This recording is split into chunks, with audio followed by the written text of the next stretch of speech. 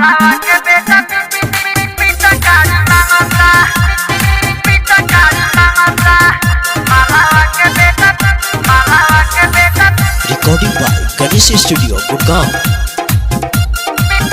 पीता काली मांगता बोहनी ना भांटा भइल आइला 1 घंटा भइल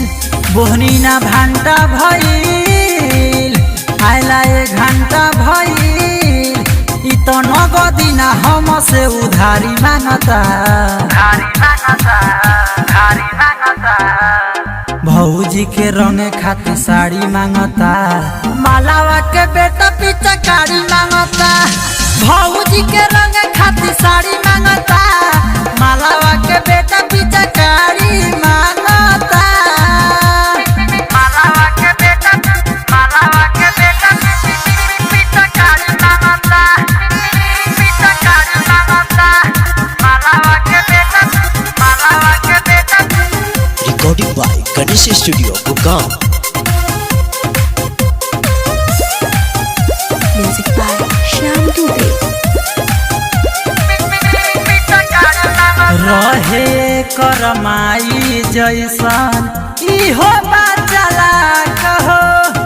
बेरी बेरी देख हमके मारता के आँखो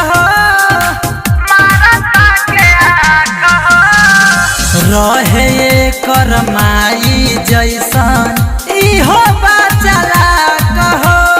बेरी बेरी देख हमके मारता के आँखो कैले बाबाड़ा तो दहिया पर फेंकता रंग बोले प्यार से न साला देके गाड़ी मांगता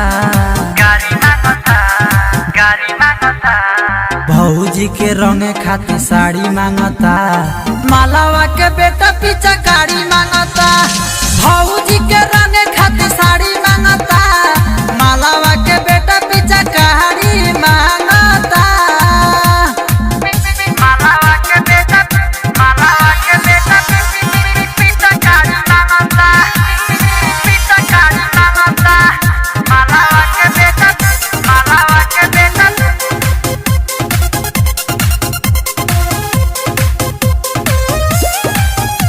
Music by Shyam Dubey. कहला पर कहे माई भेजलक सिखा के पप्पू नितेश के पापा कही है बबुओ जाके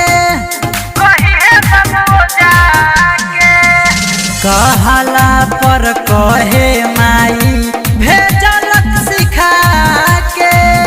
पप्पू नितेश के पापा कही है बबुओ जाके कोई है जे राहुल संदीप बुझिए जे दिलवा के फील असगुडू राजा जी के गाना खूब चलता भौजी के रंगे खातिर साड़ी मांगता मालावा के बेटा पीछा गाड़ी मांगता भौजी